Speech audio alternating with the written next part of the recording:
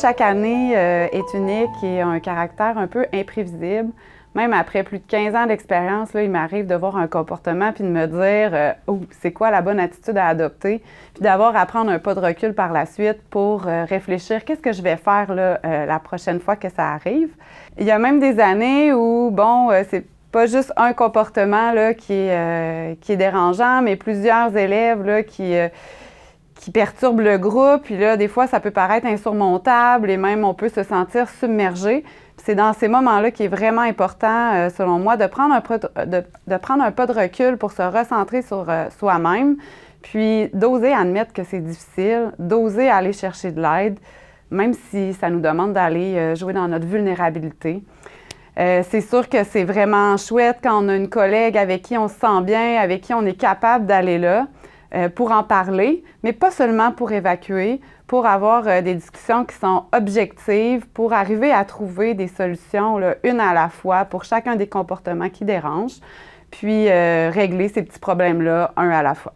Par exemple, quand ça fait plusieurs jours, plusieurs semaines qu'on se questionne, eh bien, des fois, on se sent, comme je disais, là, vraiment submergé. Puis, c'est vraiment important, là, dans ces cas-là, d'aller chercher de l'aide.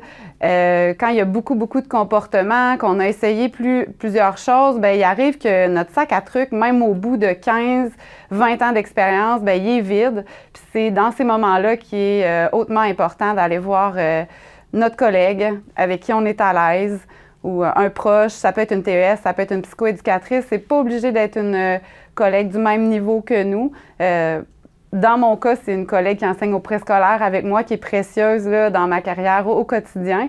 Mais d'aller voir cette personne-là pour aller chercher de nouvelles idées dans des discussions qui sont objectives, parce qu'évacuer, ça fait du bien, mais ça mène à rien.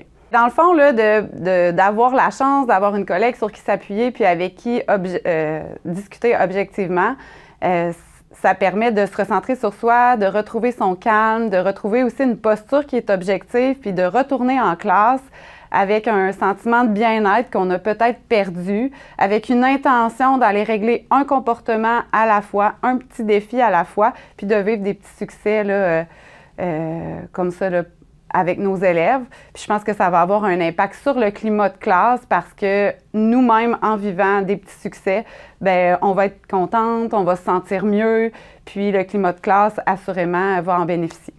Par rapport au développement des compétences socio-émotionnelles des enfants en lien avec les habiletés relationnelles, c'est sûr qu'en début d'année, au préscolaire, c'est quand même difficile d'aller travailler tout de suite là, les habiletés relationnelles des élèves parce que d'abord, ils doivent apprendre à reconnaître leurs émotions, apprendre à la nommer, puis apprendre à nous la nommer, nous qui n'avons pas de lien avec eux. Donc, un exemple de ce qu'on fait dans la classe pour les amener à développer leur habileté relationnelle. D'abord, dès début septembre, en lien avec l'album jeunesse La couleur des émotions, on invite les enfants à reconnaître leur prénom sur une petite étiquette puis d'aller le placer vis-à-vis le bon monstre des émotions. Puis, ça nous permet d'apprendre comment ils se sentent le matin lorsqu'ils arrivent en classe.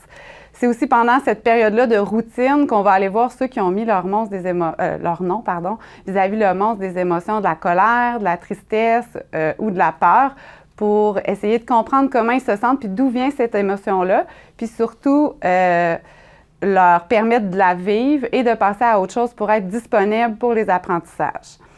Une fois que cette étape-là est bien acquise, on va aussi travailler très fort là, à la mi-septembre, la colère, parce qu'il y a beaucoup de déception, de tristesse, d'envie, de jalousie qui passent par la colère. Puis les enfants ne vivent pas tous la colère de la même façon. Parfois, c'est inadéquat.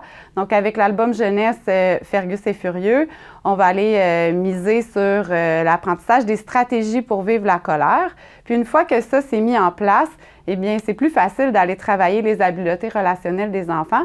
Puis, pendant ce temps-là, bien, on apprend aussi à les connaître. Donc, on voit qui a besoin de se retirer, qui a besoin d'un câlin, qui a besoin de proximité, qui a besoin de démystifier la déception ou la tristesse parce que c'est ça qui les amène à la colère, puis d'accompagner chacun des enfants sur ses propres défis.